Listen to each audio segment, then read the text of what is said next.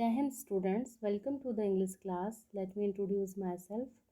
I am Vaishali Dubey, upper middle teacher from Government Higher Secondary School Sonakhar, district Chhindwara. Today we are going to take up the lesson of class 10th English book first flight, lesson number 5, chapter number 5, which is a poem, The Ball Poem, written by John Berryman. In the entire video, we are going to learn about the poet John Berryman and explanation of all stanzas with difficult word meanings. Third, literary devices. Fourth, summary of the poem. And fifth, questions and answers. इस पूरे video में हम इन 5 points को discuss करेंगे. So let us begin with the poem start करने से पहले we will discuss about the poet. John Berryman Allen McAlpin Berryman, an American poet and scholar, was born on 25th October 1914 at McAllister in Ocala, USA. John Berryman का birth जो है 25 अक्टूबर 1914 को Mac Alastair जो ओकाला USA में है वहाँ हुआ था. ये बहुत बड़े कवि और एक विद्वान थे. He was educated at Clare College Columbia University. इन्होंने अपनी पढ़ाई क्लेयर कॉलेज कोलंबिया यूनिवर्सिटी से की. In 1961 he got married to Kat Donahue और 1961 में बहुत बाद में इनकी जो शादी है कैट डोनाहू नाम की एक महिला से हुई. His famous work include the dream song 77 dream song and Berryman's Shakespeare. इनके जो फेमस काम है उसमें ड्रीम सॉन्ग बहुत फेमस है और बेरीमैन शेक्सपियर जो वर्क उनका काफ़ी फेमस है. He was awarded Pulitzer prize for poetry in 1969. He died on 7 January 1972. इन्हें पुलित्जर प्राइज से 1969 में नवाजा गया और 7 जनवरी 1972 में इनका देहांत हो गया.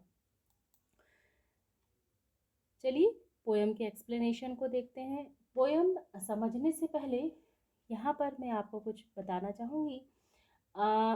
इस स्टोरी में एक लड़का है. A boy losses a ball. एक लड़का है जिसके हाथ में आप देख रहे हैं गेंद है और ये लड़का अपनी गेंद खो देता है. ही इज़ वेरी अपसेट और वह बहुत घबरा जाता है. A ball doesn't come cost much. एक गेंद की कीमत अधिक नहीं होती. Nor it is difficult to buy another ball. और ना ही कोई दूसरी गेंद खरीदना मुश्किल है. Why then is the boy so upset. फिर भी लड़का इतना परेशान क्यों है. Read the poem to see what the poet thinks has been lost. और इस कविता को पढ़ो कि कवि के विचार से लड़के ने क्या खो दिया. And what the boy has to learn from the experience of losing something. और लड़के को किस चीज़ के खो जाने के अनुभव से क्या सीखना पड़ता है. मतलब उसने अपनी बॉल जब खोया तो उसे क्या एक्सपीरियंस हुआ और उसने क्या सीखा. बस हम यही इस पोएम में जानेंगे. इसमें देखते हैं शुरुआत में ही फर्स्ट स्टैंजा हम शुरू करते हैं. What is the boy now who has lost his ball. What is he to do. I saw it go merrily bouncing down the street and then merrily over there it is in the water. Poet यहाँ पर बता रहे हैं कि एक लड़का जो है वह लड़का अब क्या है. What is the boy now. वह लड़का क्या है. Who has lost his ball. जिसने अपनी बॉल क्या कर दी है अपनी गेंद खो दी है. What is he to do. और अब वह उसे क्या करना है. I saw it go. It for ball. It word यहाँ पर पोएट ने कभी बॉल के लिए गेंद के लिए यूज़ किया है. कभी कह रहे हैं कि मैंने उसे जाते देखा. Merrily bouncing down the street. जो बहुत खुशी से. मैरीली मीन्स होता है चीयरफुल. यानी इमेजरी वर्ड यहाँ पर यूज़ किया है कल्पना शक्ति के साथ से कि बॉल कैसी है खुशी खुशी है. वह खुशी खुशी बाउंस करती हुई that means jumping up and down ऊपर नीचे उछलती हुई जो है वह सड़क पर जा रही है. And then merrily over there it is in the water. और वह खुशी से जो है उस बाद में जो है अब वह जो है वो पानी में जा चुकी. या कहना चाहिए कि मैंने उसे गली में प्रसन्नता से उछलते हुए देखा और अब वह पानी में है। यहाँ पोएट ये बता रहे हैं इस स्टैंजा में। यहाँ पर लिटरेरी डिवाइसेस जरूर हम इस स्टैंजास की डिस्कस करेंगे। फर्स्ट जो स्टैंजास है, what is the boy now who has lost his ball, what is he to do, I saw it go merrily bouncing down the street and then merrily over there it is in the water. Anaphora एक device होता है, use of repeated words in two or more lines. यहाँ पर एक या दो लाइनों में एक ही प्रकार के शब्द का एक जो है उसका रिपीटेशन कह जो होता है उससे एनाफोरा कहा जाता है।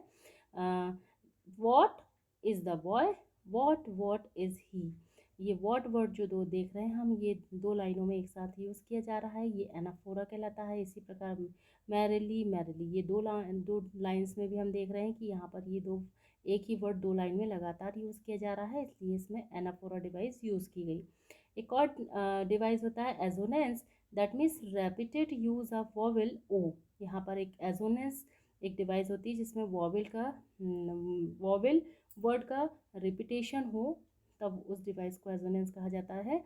और हमने यहाँ पर इस लाइन में देखा है, ये फर्स्ट लाइन ही आप देखिए, boy O, now O, who O, lost, यहाँ पर भी आप देख रहे हैं ओ, ये पूरी बाय नाउ हु लॉस्ट, इसमें ओ जो वॉवेल है इसका रेपिटेशन हुआ है, दैट इज कॉल्ड एजोनेंस।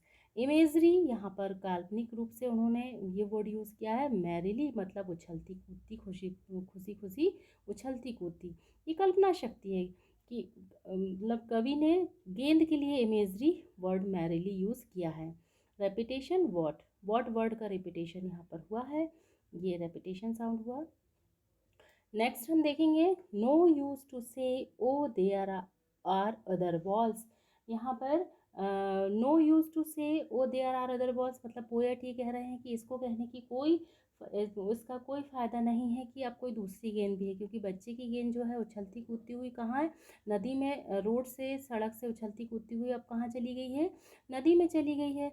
तो अब पोएट यहाँ समझाना चाह रहे हैं कि बच्चे को ये बताने का, कहने का कोई मतलब नहीं है कि अब दूसरी क्या है, अन्य गेंदें भी हैं। An ultimate shaking grief fixes the boy as he stand rigid trembling staring down all his young days into the हवो वेयर हिज बॉल बेंट। यहाँ पर कवि ये कहते हैं कि ये बताने की बिल्कुल भी ज़रूरत नहीं है कि दूसरी गेंदें हैं।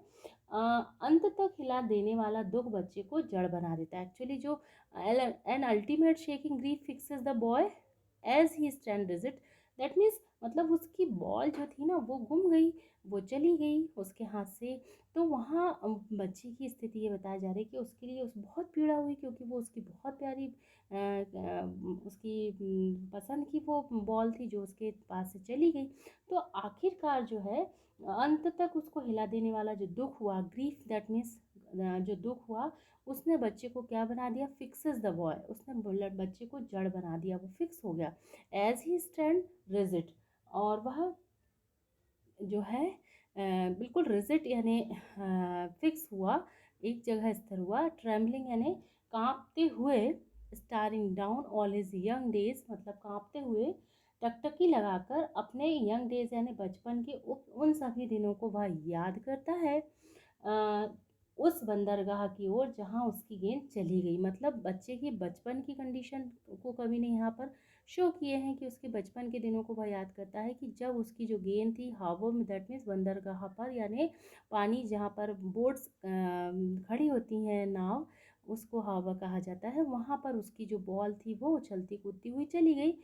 हिज बॉल बैंड, जहाँ उसकी गेंद चली गई थी। आई would not intrude on him, और कभी यहाँ पर कहते हैं कि मैं उसके साथ दखल अंदाजी नहीं करूँगा, मतलब मैं उसकी कोई हेल्प नहीं करूँगा उसकी बॉल चले जाने पर। अ डाइम अनादर बॉल, और क्यों, यह कहते हुए कि उसके गेंद की कीमत मात्र अ डाइम यानी एक डाइम दैट मीन्स 10 सेंट्स है, ये मैं नहीं करूँगा दूसरे बॉल के लिए। इज़ वर्थलेस मतलब ये जो है बेकार है। Now he senses first responsibility, और अब उससे अपनी प्रथम जिम्मेदारी का एहसास होता है। एक्चुअली कवि यहाँ पर ये कहना चाह रहे हैं कि मैं उसे ये नहीं कहूँगा कि तुम्हारे लिए दूसरी बॉल आ जाएगी और दूसरे और पैसे से दूसरी जो है गेंद खरीदी जाएगी, सब बेकार है। क्यों भी कह रहे हैं? क्योंकि उसके लिए तो वही बॉल बहुत प्रिय थी जो उसके पास से चली गई, और जीवन में ऐसा हर किसी के साथ होता है। यही तो कवि यहाँ पर इस पोएम में सिखाना चाह रहे हैं कि कोई पसंदीदा वस्तु या कोई पसंद का व्यक्ति हमारे पास से चला जाए तो ये नहीं कि ना वो दोबारा वापस आ जाएगा। तो यहाँ पर कह रहे हैं कि अनादर बॉल इज़ बर्थलेस, मतलब दूसरी बॉल के लिए ही कहना कि दूसरी बॉल आ जाएगी, ये बर्थलेस है यानी बेकार है। और अब उसकी जो पहली जिम्मेदारी का बच्चे को यहाँ पर क्या होता है, एहसास होता है। ग्रीफ मीन्स होता है सौरो यानी कि दुख, रिजिट यानी फिक्स्ड स्थिर, ट्रेमलिंग यानी शेकिंग कांपना, हार्बर मीन्स डॉक या पोर्ट यानी बंदरगाह, इंट्रूड यानी इन्वॉर्डर दखल अंदाजी, डाइम मीन्स होता है 10 सेंट्स, यूएसए की जो करेंसी है 1 dime that means 10 cents, and worthless means valueless useless यानी जिसकी कोई उपयोग का जो ना हो या कीमत रहित। No use to say O there are other balls, यहाँ पर कवि कह रहे हैं कि no use to say O there are other balls. क्यों कवि ये बात बताना चाह रहे हैं? An ultimate shaking grief fixed the boy as he stand rigid trembling staring down all his young days into the harbor where his ball went. I would not intrude on him a dime, another ball is worthless now his he senses first responsibility। इस पूरे stanza में हम देख रहे हैं repetition device के form में ball word जो है बहुत बार यूज़ किया गया है, ये रेपिटेशन है। एंड एसिन देटर नाम की एक लिटरेरी डिवाइस होती है। No use of conjunction in a sentence, मतलब वाक्यों में कंजंक्शन वर्ड का यूज़ नहीं होना, ये डिवाइस कहलाती है। और ये जो है इस लाइन में है a dime another ball is worthless, ये वाली जो लाइन है ये लाइन में एसिन लिटरेरी डिवाइस यूज़ की गई है जिसमें कंजंक्शन यूज़ नहीं किया गया है। In a world of possession, यहाँ पर पोएट आगे बता रहे हैं people will take balls, balls will be lost always, little boy and no one buys a ball back, money is external. यहाँ पर कवि ये बता रहे हैं कि in a world of possession मतलब अपनी संपत्ति के संसार में, people will take balls, balls will be lost always, लोग नई गेंद खरीद लेते हैं। लिटिल बॉय यानी संपत्ति के संसार में लोग नई गेंद खरीद लेते हैं और गेंदें जो हैं सदैव खोई जाती रहेंगी। Balls will be lost always मतलब ऐसे तो गेंद घूमते जाएंगी और लोग नई गेंद खरीद लेंगे, लिटिल बॉय यानी छोटे बच्चे। And no one buys a ball back, और कोई भी व्यक्ति खोई हुई गेंद को वापस नहीं खरीदता, मतलब जो गेंद चली गई ना उसको वो नहीं खरीद सकता। मनी इज एक्सटर्नल, और पैसा तो बाहर ही होता है। He is learning well behind his disparate eyes, वह अपनी निराशा आंखों के पीछे, डिस्पैरेट आइज मतलब वह कवि बोल रहे हैं कि वह अपनी निराशा आंखों के पीछे यानी अंदर से जो है वह सीख रहा है खो जाने को। His disparate eyes, he is learning well behind his disparate eyes the epistemology of loss, मतलब वह खो जाने का जो एपिस्टेमोलॉजी मीन्स होता है समझ, इस समझ को वह जान रहा है कि खो गई कोई वस्तु तो वो दोबारा वापस नहीं मिलती, इस चीज़ को वह सीख रहा है। हाउ टू स्टैंड अप, और यहाँ पर वो सीख रहा है और सीखता है कि कैसे खड़ा हुआ जाता है। और knowing what every man must one day know, और उस चीज़ को जानते हुए जो प्रत्येक व्यक्ति के लिए एक दिन जाननी पड़ती है।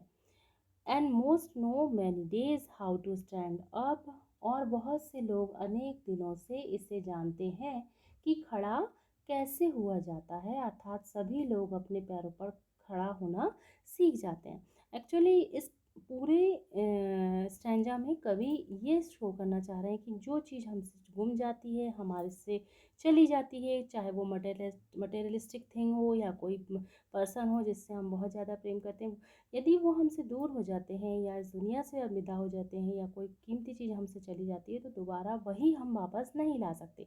पैसों से भी उसे वापस लाना मुश्किल होता है। इसी चीज़ को कवि सिखाना चाहते हैं कि वह जो है अपने निराशा आँखों के पीछे जो है वह सीखता है कि कैसे खड़ा हुआ जाता है, हाउ टू स्टैंड अप, मतलब कैसे खड़ा होते हुआ जाता है यदि कोई चीज़ खो जाए।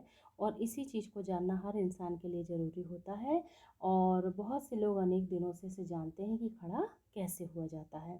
अर्थात सभी लोग अपने पैरों पर जो है खड़ा होना सीख जाते हैं। पोजीशंस में होता है ऑनरशिप, यानी अधिकार पूर्वक, या जिसका खुद का अधिकार जिस चीज़ पे हो। एक्सटर्नल मीन्स होता है here things which feelings are not attached, मतलब बाहरी। डिस्पैरेट मीन्स होपलेस, आशाहीन। Epistemology, the Greek word episteme means knowledge, यहाँ पर एपिस्टेमोलॉजी का मीनिंग होता है ज्ञान। लिटरेरी डिवाइस में एलिट्रेशन यहाँ यूज़ किया गया है। Use of sound B at the start of two consecutive words, boys a ball back. यहाँ पर बी साउंड का बहुत ज़्यादा यूज़ किया गया है।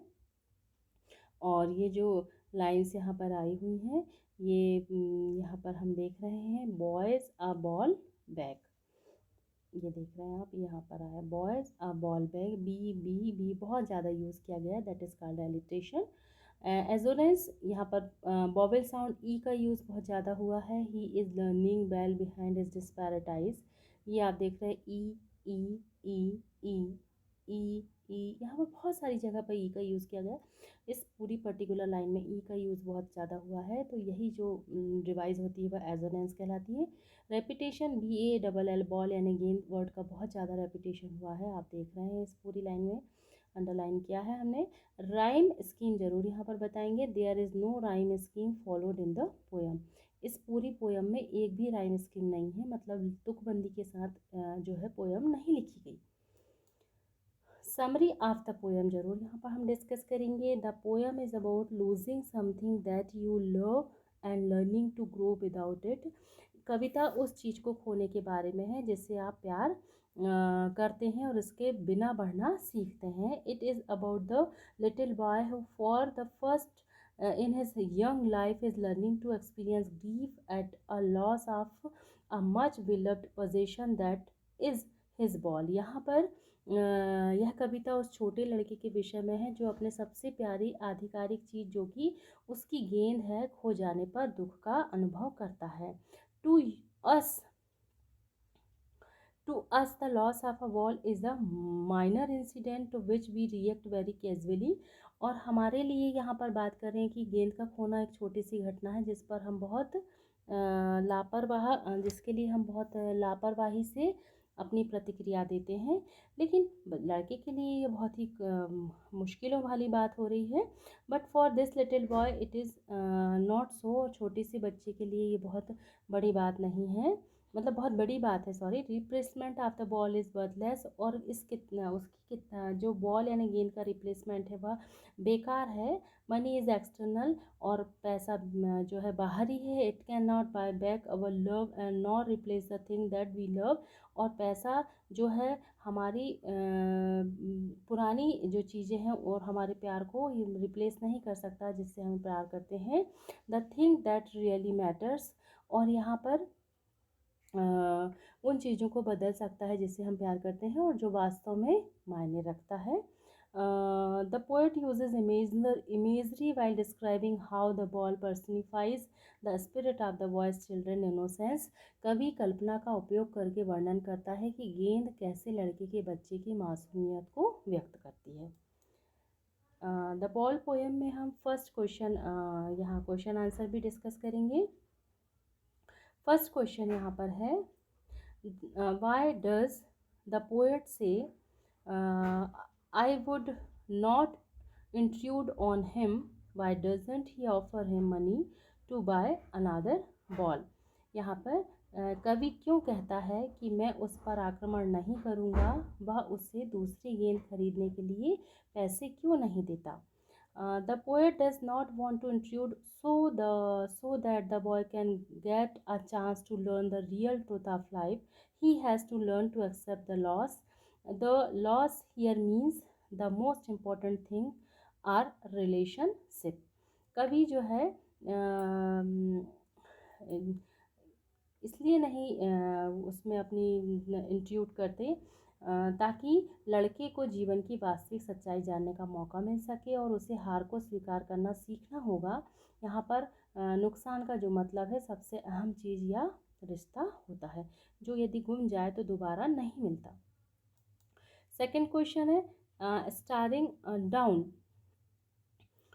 all his young days into the harbor where his ball went. Do you think the boy has had the ball for a long time? Is it linked to the memories of days when he played with?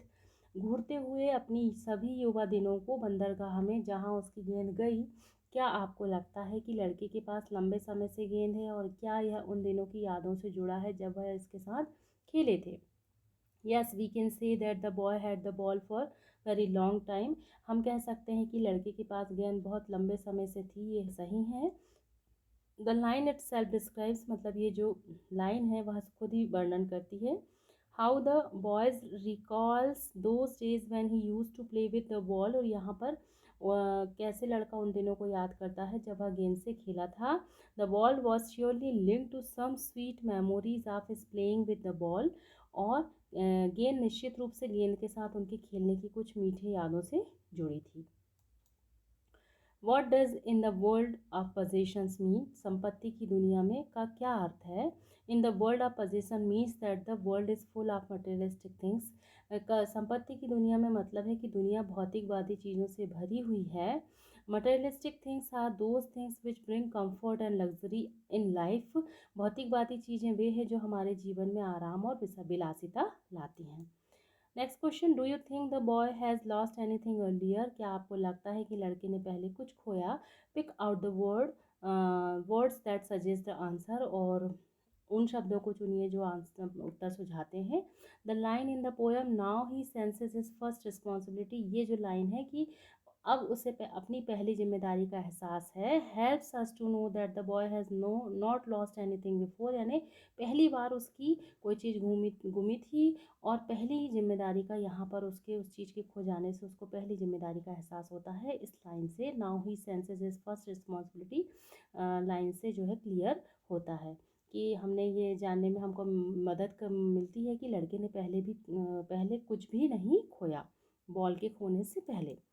Next question, what does the poet say the boy is learning from the loss of the ball? कवि क्या कहता है कि लड़का गेंद के नुकसान से सीख रहा है। Try to explain this your own words, अपने शब्दों में इनको समझाने का प्रयास कीजिए। The poet means that the boy will learn the real truth of life, कवि का कहना है कि बालक जीवन के वास्तविक सत्य को सीख लेगा। He will learn how to move on life despite of incurring heavy losses, वह हैवी लॉसेस मतलब भारी नुकसान उठाने के बावजूद भी जीवन में आगे बढ़ना सीखेगा। Everyone experience this in his her life when then loss either something और समवन, और हर कोई अपने जीवन में इसका अनुभव तब करता है जब वे या तो कुछ खो देते हैं या किसी को। This harsh reality that loss things never come back make people strong enough to live their life by accepting this truth of life, और खोई हुई चीज़ें कभी भी वापस नहीं आने वाली, यह कठोर वास्तविकता जो है लोगों को जीवन के इस सत्य को स्वीकार करके अपना जीवन जीने के लिए पर्याप्त मजबूत बनाती है।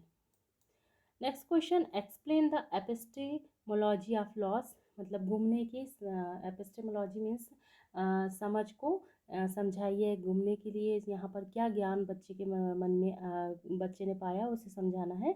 द एक्सप्रेशन मीन्स नोइंग और अंडरस्टैंड द लॉस, यहाँ पर एक्सप्रेशन का मतलब जानना या समझना घूमने को। The boy in this poem has his ball, यहाँ पर बच्चे की खुद की गेंद है। The poet does not want to buy a new one it place, और यहाँ पर कभी दूसरी बॉल उसके लिए नहीं खरीदना चाहते। फॉर मनी इज़ एक्सटर्नल, के लिए जो पैसा है वह बाहरी है। एंड बर्थलेस मतलब बेकार है, मतलब यदि दूसरी की बॉल खरीदने के लिए पैसा जो है वह बेकार है। The loss where is gives knowledge to the boy, और जो घूमना है वह उसे ज्ञान देता है लड़के को। It teaches him his first responsibility of how to stand up to a loss, और यही पहली जिम्मेदारी उसे, या पहली रिस्पॉन्सिबिलिटी बच्चे को सिखाती है कि यदि कोई चीज़ गुम जाए उसके बाद भी कैसे खड़े हुआ जाता है। सो स्टूडेंट्स, यहाँ पर हमारी ये जो पोयम है ये एंड होती है। आई होप आपको पसंद आई होगी। Thank you for watching. Have a nice day.